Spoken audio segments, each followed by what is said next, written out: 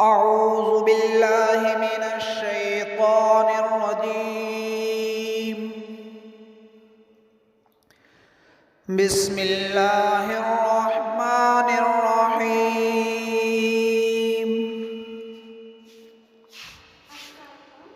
يا أيها المزمل قم الليل إلا قليلا نصفه أو انقص منه قليلا أو زد عليه ورتل القرآن ترتيلا إنا سنلقي عليك قولا ثقيلا إن ناشئة الليل هي أشد وطئا وأقوم قيلا إن لك في النهار سبحا طويلا واذكر اسم ربك وتبتل إليه تبتيلا رب المشرق والمغرب لا إله إلا هو فاتخذه وكيلا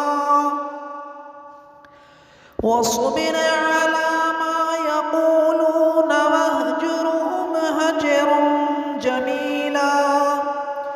وذرني والمكذبين أولي النعمة ومهلهم قليلا إن لدينا أنكالا وجحيما وطعاما ذا غصة وعذابا أليما يوم ترجف الأرض والجبال وكانت الجبال كثيبا مهيلا إنا أرسلنا إليكم رسولا شاهدا عليكم كما أرسلنا إلى فرعون رسولا فعصى فرعون الرسول فأخذناه أخذا وبيلا فكيف تتقون إن كفرتم يوما يجعل الولدان شيبا السماء منفطر به كان وعده مفعولا إن هذه تذكرة فمن شاء اتخذ إلى ربه سبيلا إن ربك يعلم أنك تقوم أدنى من ثلثي الليل ونصفه وثلثه وطائفة من الذين معك والله يقدر الليل والنهار علم أن لن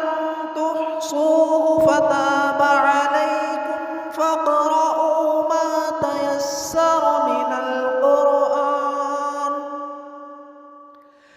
علم أن سيكون منكم مرضى وآخرون يضربون في الأرض يبتغون من فضل الله